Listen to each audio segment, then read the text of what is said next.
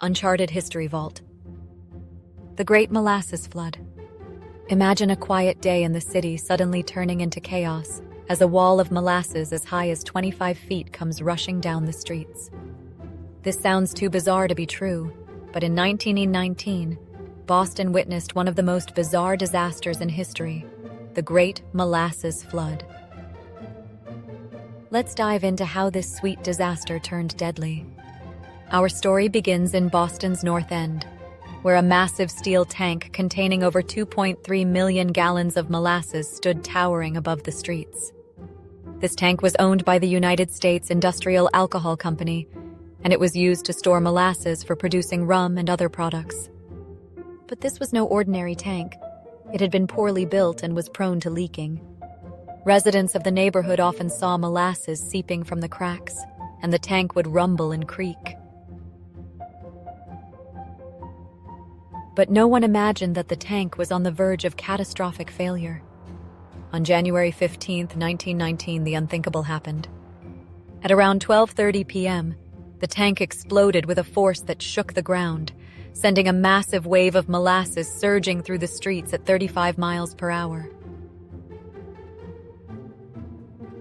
The wave was over 25 feet high, sweeping away everything in its path. The sheer force of the explosion was so strong that it knocked over buildings, destroyed cars, and trapped people and animals in its sticky flood. Molasses covered everything. Now think about it. How could something as harmless as molasses become so deadly? This disaster was not only a freak accident, but also a tragedy that no one could have predicted.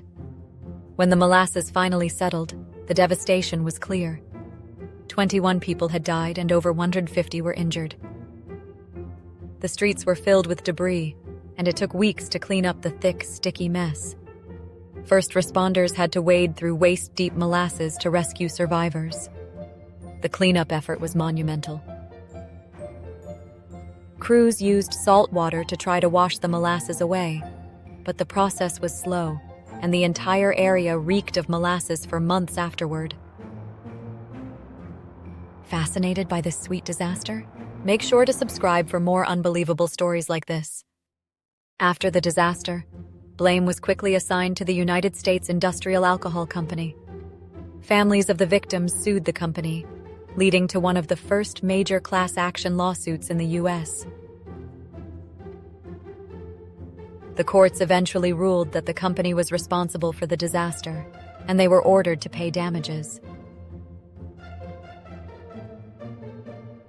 The lawsuit brought attention to the need for stricter building regulations and better construction standards, but for the families of the victims, no amount of money could undo the tragedy.